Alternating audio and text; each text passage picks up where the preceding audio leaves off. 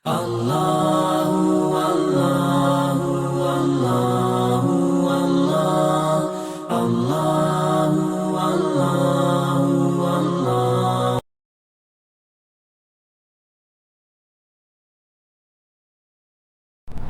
Assalamu alaikum wa rahmatullahi wa barakatuhu. Nahmaduhu wa nusalli ala rasulihil kareem.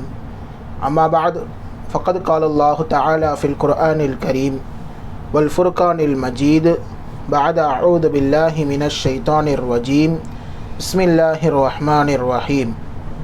Qalu la in akalahu dhi'bu wa nahnu usbatun inna idhal la khasirun. Sadaqallahul azim. அளவற்ற அருளாளனும் நிகரற்ற அன்புடையோனுமாகிய எல்லாம் வல்ல அல்லாஹின் திருப்பெயரால் துவங்குகிறேன்.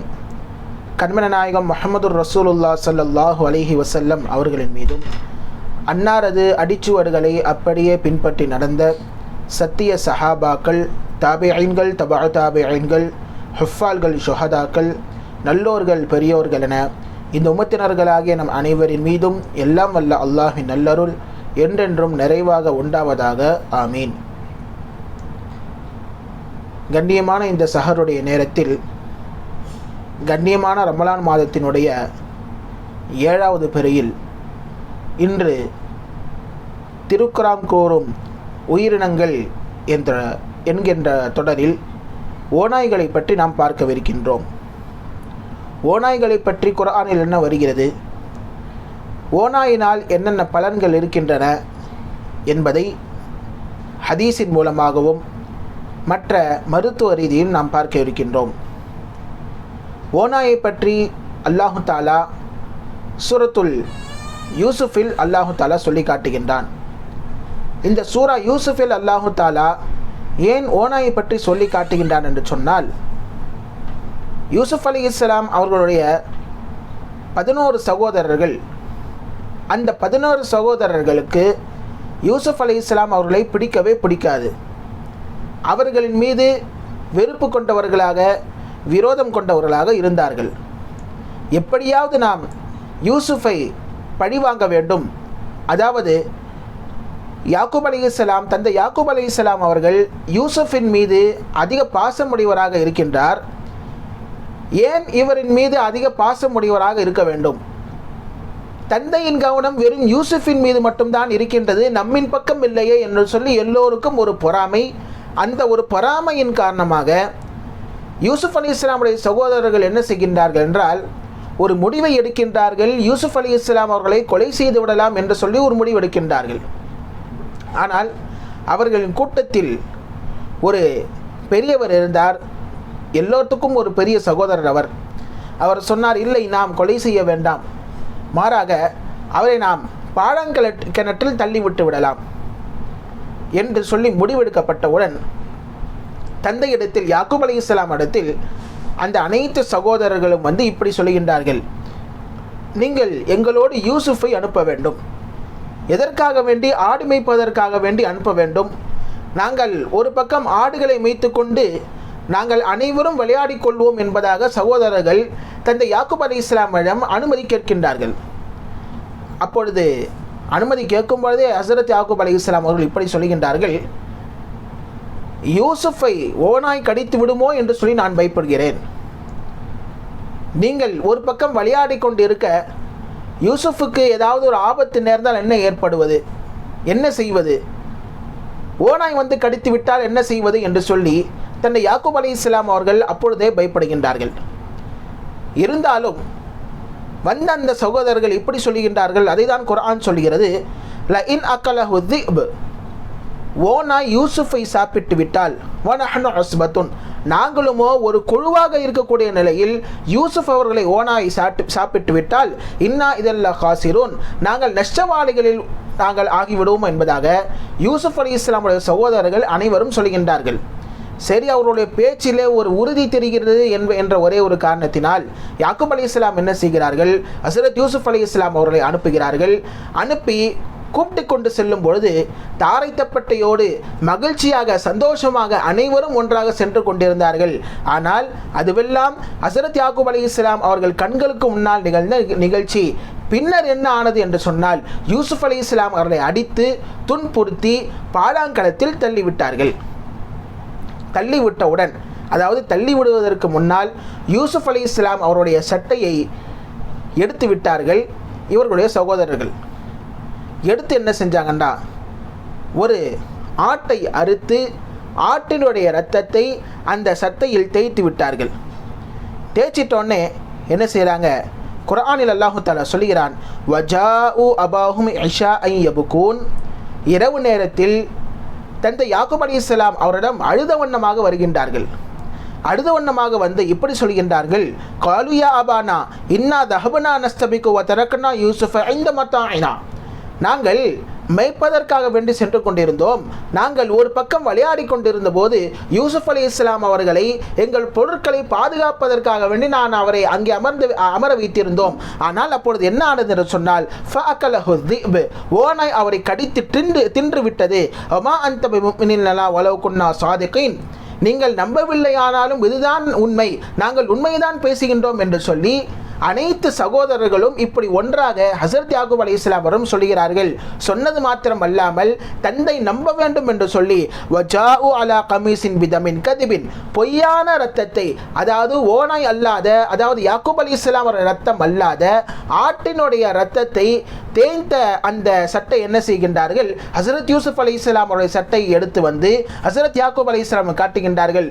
இதோ பாருங்கள், இதுதான் யூசுஃபுடைய இரத்தம், இதுதான் யூசுஃபுடைய சட்டை என்று சொல்லி காட்டுகிறார்கள். காட்டிக்கொண்டு யாக்கூப் அலைஹிஸ்ஸலாம் அவர்கள் அடிக்கிறார்கள். பின்பு அவர்கள் சொல்லுகின்றார்கள், இல்லை, யூசுஃபை ஓநாய் கடித்திருக்க வாய்ப்பு இல்லை, நீங்கள் தான் ஏதோ செய்திருக்கின்றீர்கள். ஃபஸபுருன் ஜமீல், நான் அழகான பொறுமையை மேற்கொள்கிறேன் என்று சொல்லி ஹஸரத் யாக்கூப் அலைஹிஸ்ஸலாம் அவர்கள் பொறுமையை மேற்கொண்டார்கள் என்பதாக ஓநாய் பற்றிய ஒரு விஷயத்தை இங்கே அல்லாஹு தஆலா திருக்குர்ஆனில் கூறுகின்றான். ஆனால் தந்தை யாக்கூப் அலைஹிஸ்ஸலாம் அவர்கள் அடுத்து என்ன செய்தார்கள் என்று சொல்லி தஃப்சீர் பகவியில் எழுதியிருக்கின்றார்கள். அதாவது அவர்களுடைய மகன்களை எல்லாம் அழைத்து கொண்டு அவர்கள் மேய்த்தடத்திற்கு சென்று பார்க்கின்றார்கள். எந்த ஓநாய் தின்றது என்று சொல்லி காட்ட வேண்டும் என்று சொல்லி தந்தை யாக்கூப் அலைஹிஸ்ஸலாம் அவர்கள் கேட்கும்பொழுது அவர்களும் ஒரு ஓநாயை காட்டுகின்றார்கள். அந்த ஓநாயை அழைத்து ஹஸரத் யாக்கூப் அலைஹிஸ்ஸலாம் அவர்கள் கேட்கின்றார்கள், காலல்லஹு யாக்கூப் யா ذئب, ஓநாயே, அந்த அக்கல்த வலதி, நீ எனது மகன் யூசுஃபை நீ சாப்பிட்டு விட்டாயா என்று சொல்லி கேட்கும் பொழுது அப்பொழுது அந்த ஓநாய்க்கு பேசக்கூடிய சக்தி அல்லாஹ் தஆலா கொடுத்தான். அந்த ஓநாய் சொன்னது, தல்லாஹி மா ரஅய்து வஜ்ஹ இப்னி ககத், நான் உங்களுடைய மகனுடைய முகத்தை நான் பார்த்ததே கிடையாது என்று சொல்லி அந்த ஓநாய் பேசியது. பூமிக்கே நபிமார்களுடைய உடலை சாப்பிடுவது ஹராம். அப்படி இருக்கக்கூடிய சமயத்தில் நான் எப்படி உங்கள் மகனை அல்லாஹு தஆலா நபியாக ஆக்கவிருக்கின்றான், யூசுப் அலைஹிஸ்ஸலாம் அவர்கள் நபியாக ஆகப் போகின்றார்கள். அப்படி இருக்கக்கூடிய சமயத்தில் நான் எப்படி அவர்கள் உடனே நான் சாப்பிட முடியும் என்று சொல்லி ஓநாய் பேசிய வரலாறு தஃப்சீருல் பகவியில் இங்கே பதிவு செய்திருக்கின்றார்கள். ஆக ஓநாய் யூசுப் அலைஹிஸ்ஸலாம் அவர்களை சாப்பிடவில்லை என்ற ஒரு வரலாற்றை இங்கே அல்லாஹு தஆலா இங்கே திருக்குர்ஆனில் சொல்லி காட்டுகின்றான். இதை தவிர்த்து இன்னும் ஒரு சில வரலாறுகள் இருக்கின்றன. அதாவது ஓநாய் பேசிய சம்பவங்கள் நிறையவே இருக்கின்றன. ஹாக்கிமில் பதிவு செய்யப்பட்டுள்ளது. ஹஸரத் அபூ சயீதுல் குத்ரி ரலியல்லாஹு அன்ஹு அவர்கள் அறிவிக்கின்றார்கள், ஒரு விவசாயி ஆட்டு இடையன் என்ன செய்கின்றான், அவனிடத்தில் ஒரு ஆடு இருந்தது.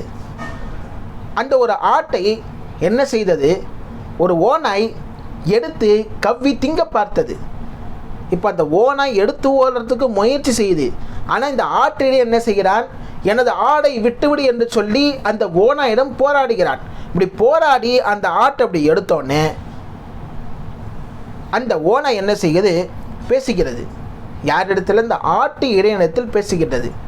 என்ன பேசுது, யா அப்துல்லா, அல்லாஹ்வின் அடியானே, இது எனக்கு அல்லாஹ் வழங்கிய ரிஸ்க்கு, அல்லாஹ் வழங்கிய ரிஸ்க்கை நீ தடுக்க பார்க்கின்றாயா என்று சொல்லி கேட்டவுடன் அவருக்கு ஒரே ஆச்சரியம். ஆஹா, என்ன ஓநாயெல்லாம் பேசுது. ஹதீஸில் வரக்கூடிய வார்த்தை இதுதான், வயா அஜபா ذئب யுகல்லிமுனி, என்ன ஒரு ஆச்சரியம், ஓநாய் என்னிடத்தில் பேசுகின்றதே என்று சொல்லி அவர் அந்த ஓநாயிடத்திலே கேட்கின்றார். அப்பொழுது அந்த ஓநாய் சொல்லுது, ஃபகால திப் அலா உஹ்பிருக்க பி அஜபி மின்னி, நான் பேசுகிறதே ஆச்சரியம் சொல்கிறியே, நான் இதை விட ஒரு ஆச்சரியமான விஷயத்தை நான் சொல்லவா? ஹாதா ரசூலுல்லா, இந்த இடத்தில் மதினாவில் ரசூலுல்லாஹி ஸல்லல்லாஹு அலைஹி வஸல்லம் முஹம்மது ஸல்லல்லாஹு அலைஹி வஸல்லம் என்ற ஒரு இறை தூதர் இருக்கிறார். அவர்தான் இறுதி தூதர். அவரிடம் சென்று நீங்கள் கேளுங்கள், அவர்கள் மக்களுக்கு நல்லதையெல்லாம் சொல்லி தருகின்றார்கள் என்று சொல்லி ஓனாய் ரசூலுல்லாஹி ஸல்லல்லாஹு அலைஹி வஸல்லம் அவர்கள் இறை தூதர் என்று சொல்லி சாட்சி சொன்னது. கடைசியாக அவர் வந்த மனிதர் நடந்த அனைத்து விஷயத்தையும் ரசூலுல்லாஹி ஸல்லல்லாஹு அலைஹி வஸல்லம் அவரிடம் சொல்கின்றார்கள். சொல்லியவுடன் ரசூலுல்லாஹி ஸல்லல்லாஹு அலைஹி வஸல்லம் சொன்ன விஷயம், சதக, நீர் உண்மையே சொன்னீர், வல்லதி நஃப்சி பியதிஹி, என் கைவசம், என்னுடைய உயிர் எவன் கைவசம் இருக்கின்றதோ அந்த அல்லாஹ் மீது ஆணையாக நீர் உண்மையே சொன்னீர் என்று சொல்லி ரசூலுல்லாஹி ஸல்லல்லாஹு அலைஹி வஸல்லம் அவர்கள் சொல்லி காட்டுகின்றார்கள். இவரல்லாமல் 3 சஹாபாக்கள் ஓனாய் என்ன செய்திருக்கின்றது, பேசியிருக்கின்றது. 3 சஹாபாக்களும் ஓனாய் பேசியிருக்கின்றது. அதிலும் குறிப்பாக சொல்ல போனால் அஹ்பான் இப்னு அவுஸ் ரலியல்லாஹு அன்ஹு அவர்களிடத்தில் ஓனாய் பேசியிருக்கின்றது என்றும், இன்னும் ஒரு சில 2 சஹாபாக்கள் சலம்பத் இப்னு அக்வா, ராஃபி இப்னு உபைரா ரலியல்லாஹு அன்ஹு போன்ற சஹாபாக்களிடத்தில் ஓனாய் நேரடியாக பேசியிருக்கின்றது என்ற சம்பவங்களை எல்லாம் நாம் பார்க்க முடியும். அடுத்ததாக ஒரு சின்ன ஒரு சம்பவம் ஓனாய் வைத்து என்னவென்று சொன்னால், ஹஸரத் தாவூத் அலைஹிஸ்ஸலாம் அவருடைய காலத்தில் 2 பெண்களுக்கும் அவர்களுடைய கை குழந்தை தொட்டிலில் உறங்கி கொண்டிருந்தது. இப்படி தொட்டிலில் உறங்கக்கூடிய குழந்தைய என்ன செஞ்சிருச்சுண்டா, அதில் ஒரு குழந்தை ஓனாய் அப்படியே லேசாக என்ன செஞ்சிருச்சு, கவிட்டு போய் காட்டுக்குள்ளே எடுத்துகிட்டு போயிடுச்சு. இருக்கிறது ஒரு குழந்தை. இப்போ அந்த ஒரு குழந்தைக்கு சண்டை. இந்த குழந்தை யாருடைய குழந்தை, எந்தா ஒந்தா என்று சொல்லி சண்டை.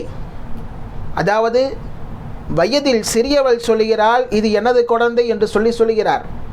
வயதில் மூத்தவள் சொல்லுகிறாள் இது எனது குழந்தை என்று சொல்லி சண்டை போடுகிறாள். சண்டை பெரிதாக நேராக ஹஸரத் தாவூத் அலைஹிஸ்ஸலாம் அவர்கள் வருகின்றார்கள். தாவூத் அலைஹிஸ்ஸலாம் அவர்கள் இப்படி தீர்ப்பு கொடுக்கின்றார்கள், இந்த குழந்தை வயது மூத்தவளுடைய குழந்தை என்று சொல்லி தீர்ப்பு கொடுக்கின்றார்கள் ஹஸரத் தாவூத் அலைஹிஸ்ஸலாம்.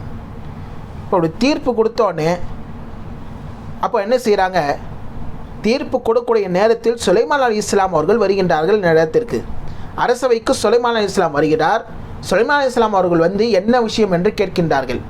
இப்போ சொல்கிறாங்க, இந்த மாதிரி 2 பேரும் இந்த ஒரு குழந்தைக்காக வேண்டி சண்டை போடுறாங்க. அத்தா வந்து தீர்ப்பு யாருக்கு சாதகமாக கொடுத்தான்னா மூத்தவளுக்கு சாதகமாக என்ன செஞ்சாங்க, தீர்ப்பு கொடுத்துட்டாங்க அப்படின்னு சொல்லும் பொழுது, அப்படியா? அப்போது சிறியவளுடைய நிலை என்ன? அவள் அழுது கொண்டிருக்கின்றாள். அவள் அது தன்னுடைய குழந்தை என்று சொல்லி கொண்டிருக்கின்றாள். ஆனால் இருந்தாலும் அத்தா தாவூத் அலைஹிஸ்ஸலாம் என்ன செஞ்சிட்டாங்க, பெரியவளுக்கும் சொல்லி தீர்ப்பு கொடுத்துட்டாங்க அப்படின்னு சொன்னோன்னே இப்போ தான் ஹஸரத் சுலைமான் அலைஹிஸ்ஸலாம் அவர்கள் அங்கே ஒரு காரியத்தை செய்கின்றார்கள். என்னண்டா, அந்த குழந்தையை கொஞ்சம் கொண்டு வாங்க, உங்கள் 2 பேருக்கும் குழந்தை வேணுமா? அப்போனா ஒன்று செய்யலாம், அந்த குழந்தையை 2ஆக அறுத்து ஒரு பாதியை நீ வைத்துக்கொள், மறுபாதியை நீ வைத்துக்கொள் என்று சொல்லி சொன்னவுடன் அப்பொழுதுதான் என்ன செய்கின்றார்கள், அதில் சிறியவள் சொல்லுகின்றார், லா லா லா, வேண்டாம், வ யர்ஹமுக்கல்லா, அல்லாஹ் உங்களுக்கு ரஹ்மத் செய்யட்டும், ஹுவ இப்னஹா, இது அவளுடைய குழந்தை தான் என்று சொல்லி பதட்டத்தில் சொல்லுகிறார். அதாவது ஒரு தாய்க்கு தன் பிள்ளை கொல்லப்பட்டால் எந்த அளவிற்கு ஒரு பதட்டம் இருக்கும் என்று சொல்லி அந்த பதட்டத்தை அந்த இளையவள் என்ன செய்கிறாள், வெளிப்படுத்துகிறாள். இல்லை, அந்த குழந்தைகள் கொல்ல வேண்டாம், அல்லாஹ் உங்களுக்கு ரஹ்மத் செய்வான், அந்த குழந்தையை நீங்கள் தாவூத் அலைஹிஸ்ஸலாம் எப்படி தீர்ப்பு கொடுத்தார்களோ அந்த மூத்தவளுக்கே நீங்கள் கொடுத்து விடுங்கள் என்று சொல்லி அந்த இளையவள் சொல்லுகின்றாள். இதை பார்த்த ஹஸரத் சுலைமான் அலைஹிஸ்ஸலாம் அவர்கள், இந்த குழந்தை மூத்தவளது அல்ல, இது இளையவளது என்று சொல்லி தீர்ப்பளிக்கின்றார்கள் ஹஸரத் சுலைமான் அலைஹிஸ்ஸலாம். காரணம், மூத்தவளுடைய குழந்தையாக இருந்தால் அவளுக்கு பதட்டம் இருந்திருக்கும். ஆனால் அந்த குழந்தையை அறுக்கப் போகிறோம் என்று சொன்னபோது அவளிடத்தில் பதட்டை காணவில்லை. சிறியவளுக்கு பதட்டம் ஏற்பட்டு, இல்லை, என் குழந்தை உயிரோடு இருந்தால் போதும், அது யாரிடத்தில் வாழ்ந்தால் என்ன என்று சொல்லி அவள், அல்லாஹ் உங்களுக்கு ரஹ்மத் செய்வான், நீங்கள் அப்படி செய்ய வேண்டாம் என்று சொன்னார்கள் அல்லவா? அதை வைத்து தான் ஹசரத் சுலைமான் அலைஹிஸ்ஸலாம் அவர்கள் இப்படி தீர்ப்பு கொடுத்தார்கள், இந்த குழந்தை இளையவளுடைய குழந்தை என்று சொல்லி தீர்ப்பளித்தார்கள் என்று சொல்லி இந்த ஹதீஸ் புகாரி முஸ்லிமில் பதிவு செய்யப்பட்டிருக்கின்றது. ஆக இப்படி ஓநாய்களை வைத்து நிறைய சம்பவங்கள் இங்கே நிகழ்ந்திருக்கின்றது. ஓநாய் இருக்கின்றதே மிகவும் பேராசை உடையது, தந்திரம் உடையது. அதாவது இது உணவின் மீது பொறுமையாக இருக்கும், ரொம்பவும் அவசரப்படாது.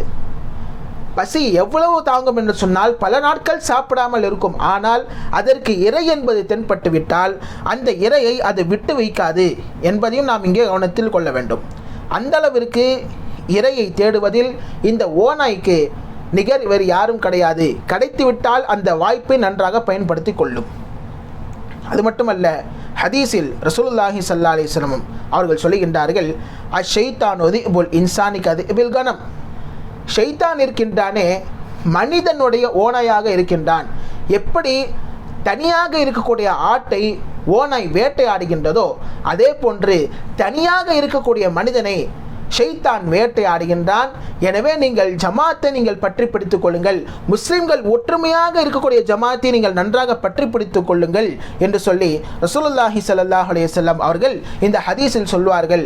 ஆக ஓநாயை பொறுத்த வரைக்கும் அது பேராசை பிடித்தது, அதுவும் ஆடுகளின் மீது மிகவும் ஒரு உக்கிரமாக இருக்கும் என்று சொல்லி இந்த ஹதீஸின் மூலமாக நமக்கு ரசூலுல்லாஹி ஸல்லல்லாஹு அலைஹி வஸல்லம் அவர்கள் சொல்லி காட்டுகின்றார்கள். ஓநாயின் மூலமாக பலவிதமான பலன்களை கித்தாப்களில் எழுதியிருக்கின்றார்கள். அது என்னென்ன பலன்கள், ஒரு சில பலன்கள் மட்டும் நாம் இங்கே பார்ப்போம். அதாவது ஓனாவுடைய தலையை புறாக்கள் வளர்க்கக்கூடிய இடத்தில் தொங்க விடப்பட்டால், புறாக்கள் உடைய அந்த ஒரு கூண்டுகள் எல்லாம் இருக்கின்றது, புறாக்கள் பாதுகாக்கப்பட வேண்டும், பூனை தொல்லையிலிருந்து புறாக்களை பாதுகாக்க வேண்டும் என்று சொன்னால் அந்த புறாக்கள் இருக்கக்கூடிய இடத்தில் அதன் வாயிலில் ஓநாயுடைய தலையை வைக்கப்பட்டால் அந்த பக்கம் பூனையே வரவே வராது. அது மட்டுமல்ல, அதனுடைய வாலை மாட்டினுடைய துருவத்தில் தொங்கவிடப்பட்டால், ஓநாயின் வால் மாட்டு துருவத்தை தொங்க விடப்பட்டுச்சுன்னா மாட்டுக்கு என்னதான் பசிச்சாலும் சரி அது அதன் தொழுவத்தை விட்டு வெளியே வரவே வராது. அடுத்ததாக ஓநாயின் பித்தம் இருக்கின்றதே அது கண் பார்வைக்கு மருந்தாக அல்லாஹு தஆலா வைத்திருக்கின்றான். அதனுடைய பித்தத்தை கண்களில் நாம் ஊற்றிக்கொண்டால் கண் பார்வை குணமாகும் என்று சொல்லி கித்தாபுகளில் எழுதியிருக்கின்றார்கள். அது மட்டுமல்ல, ஓநாயின் தோலை ட்ரம்ஸாக செய்து, அதாவது ஆட்டுத்தோல் மாட்டுத்தோல்லாம் என்ன செய்கிறாங்க, ஒரு ட்ரம்ஸ் மாதிரி வச்சு அடிக்கிறாங்களா இல்லையா, ஒரு இசைக்கருவியாக பயன்படுத்துகிறாங்களா இல்லையா, அதே போன்று மற்ற தோள்களால் ஆன இசைக்கருவிகளும் ஓநாய் தோலில் ஆன இசைக்கருவிகளை வச்சு வாசித்தோன்னு சொன்னால், ட்ரம்ஸ் வாசித்தா மற்ற அனைத்து ட்ரம்ஸுகளும் உடைந்து போயிடும். அதாவது ஓநாய் ட்ரம்ஸை வச்சு அடித்தான்னு சொன்னால் மற்ற அனைத்து ட்ரம்ஸ் என்ன செஞ்சிடும், அதன் அந்த ஓநாயோடைய அந்த ட்ரம்ஸில் அடிக்கூடிய சப்தத்தின் காரணமாக மற்ற அனைத்து ட்ரம்களும் அங்கே கிழித்து விடும் என்று சொல்லி கித்தாப்களில் எழுதியிருக்கின்றார்கள். அது மட்டுமல்ல, இந்த ஓநாயின் தோலையும் ஆட்டுத்தோலையும் ஒன்றாக வைத்தோம் என்று சொன்னால் ஆட்டுத்தோளுடைய கனம் நன்றாக என்ன செய்யும், தளர்ந்து விடும் என்பதாக கித்தாப்களில் எழுதியிருக்கின்றார்கள். இன்னும் சொல்லப்போனால் ஓநாயுடைய சாணத்தை, அதாவது அதனுடைய விரட்டியை நம்ம எரித்தோம் என்று சொன்னால், எரித்தால் நமது வீடுகளில் எலி தொல்லை என்பது இருக்காது என்று சொல்லி கித்தாபுகளில் எழுதியிருக்கின்றார்கள். சரி, ஓநாயை கனவுல பார்த்தா என்ன பலன் என்று சொன்னால், குடும்பத்தில் யாரோ ஒருத்தர் தந்திரம் செய்கிறார் என்று அர்த்தம், அல்லது நம்மின் மீது விரோதம் கொண்டிருக்கின்றார் என்று அர்த்தம், அல்லது வீட்டில் யாரும் நம்மகிட்ட பொய் சொல்லியிருக்காங்கன்னு அர்த்தம். இப்படி ஓநாய் கனவு கொண்டால் இப்படி ஒரு பலனை சொல்கின்றார்கள்.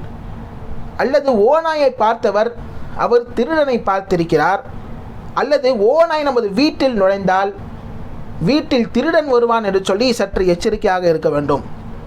அது மட்டுமல்ல, ஓநாய் ஒருவர் பார்த்தார் என்று சொன்னால் அதற்கு அர்த்தம் என்னவென்றால், பார்த்த மனிதர் ஒருவர் மீது இட்டு கட்டுவார், அந்த இட்டுக்கட்டப்பட்ட மனிதர் அவர் உண்மையாளராக இருப்பார், அதாவது அவரின் மீது எந்த குற்றமும் இருக்காது, குற்றமில்லாத மனிதரின் மீது என்ன செய்வார், இவர் இட்டுக்கட்டுவார் என்று சொல்லி ஒரு சில பலன்களை ஓநாயை கனவில் பார்த்தால் இப்படிப்பட்ட பலன்களை எல்லாம் எடுத்து எழுதுகின்றார்கள்.